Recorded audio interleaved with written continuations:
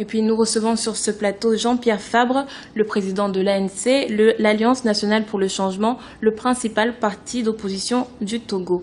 Monsieur Fabre, bienvenue. Merci d'avoir accepté notre invitation. Bonjour. Les manifestations se poursuivent dans le pays. Première question, quelle est la situation sociopolitique aujourd'hui au Togo? C'est une situation de tension permanente qui est due au fait que le pouvoir admet très peu ou n'admet pas du tout que les partis politiques exercent leurs activités et notamment manifestent comme le leur garantit la Constitution. Et donc les manifestations sont réprimées et puis là nous entrons dans une période qui devait être une période électorale. Ça doit être une échéance constitutionnelle, mais du fait de la carence du pouvoir en place, les élections ne peuvent pas avoir lieu, puisqu'ils devaient même avoir lieu en octobre. Parce que on avait signé en 2006 un accord politique global, l'APG, au terme desquels des réformes politiques, constitutionnelles, institutionnelles devaient être faites pour améliorer le cadre électoral. Et jusqu'à présent, ces réformes n'ont pas été faites.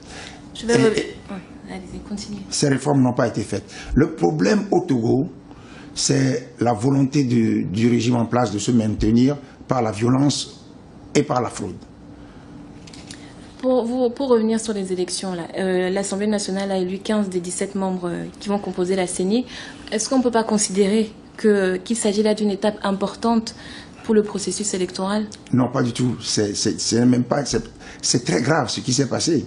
Parce que d'abord, la CENI ne peut pas être mise en place en dehors du dialogue, en dehors des réformes institutionnelles et constitutionnelles, puisque la CENI elle-même fait partie des réformes. Donc, le pouvoir en place ne peut pas unilatéralement mettre en place la CENI. Ça, c'est la première chose. Donc ça, c'est une faute grave et inacceptable. La deuxième chose, c'est que le pouvoir en place prétend distribuer les 5 sièges de l'opposition à la majorité des 5 sièges de l'opposition à un parti qui a signé avec lui un accord de gouvernement. On dit un accord privé, un accord bilatéral de gouvernement, un accord qui a été appelé un accord de partage de pouvoir. Donc, on ne peut pas être au pouvoir et être dans l'opposition. Donc, l'UFC de M. Gilles-Christ Olympio ne peut pas disposer de 3 des 5 sièges attribués à l'opposition par un code électoral que nous ne reconnaissons pas. Donc vous voyez que la situation, elle est compliquée, mais que nous ne pouvons plus laisser le régime en place ne faire qu'à sa tête. Vous savez, c'est Nelson Mandela qui a écrit dans son livre, son fameux livre, Un long chemin vers la liberté, que c'est l'oppresseur qui détermine la nature de la lutte. Nous sommes contraints, face à ce que fait le système en place, le RPT, de durcir notre position. Et quelles sont les solutions que vous proposez, puisque l'opposition n'est même pas d'accord entre elles? Non. Ça, vous savez, vous ne pouvez pas dire que l'opposition n'est pas d'accord.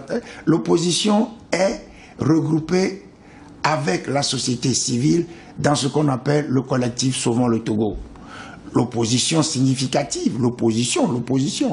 Alors, maintenant, je crois que on ne peut pas dire aujourd'hui, ou on ne peut plus dire ce qu'on disait avec facilité s'agissant d'autres pays ou s'agissant du Togo, que l'opposition n'est pas unie.